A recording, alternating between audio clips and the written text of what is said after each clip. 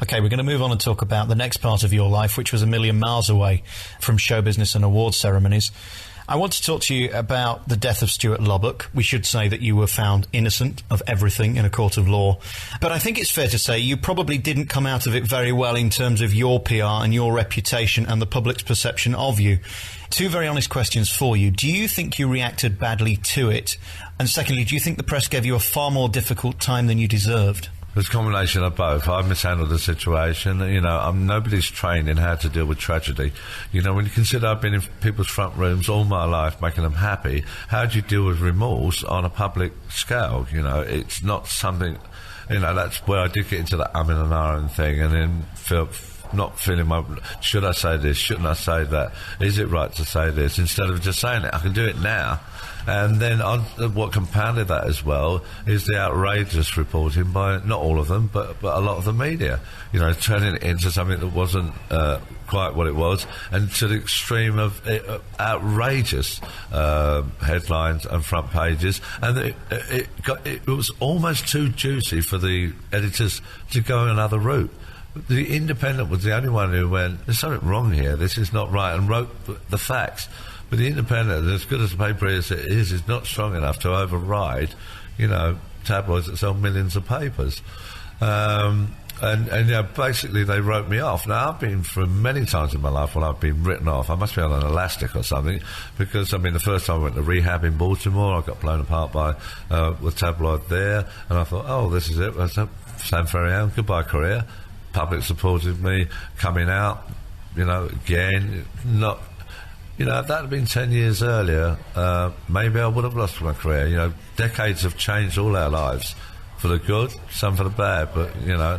And then the divorce, I mean, when I was asked, you know, what do you have any regrets in life? I said, well, I don't go down the road of regrets. You know, my life's my life, it's my journey. But I would say not having children is a regret. I would love to have had those, but we couldn't.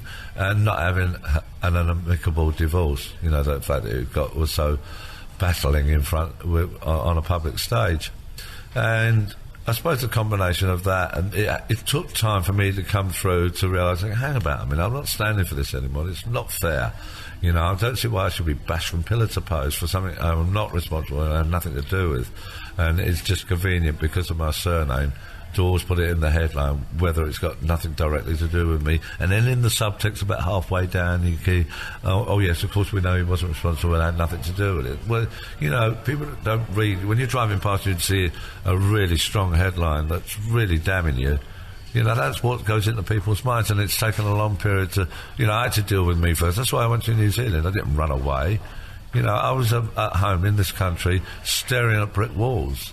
It wasn't healthy. I'd have ended up 6 foot under, and it was a survival thing. But I'm not fearful of it anymore, and I do agree with you, you know. I perhaps didn't deal with it very well at all, but then I haven't got a book on how to deal with life. Is there any worse feeling in the world than opening a newspaper in a morning and seeing your picture on the front page and a headline that is not positive towards you?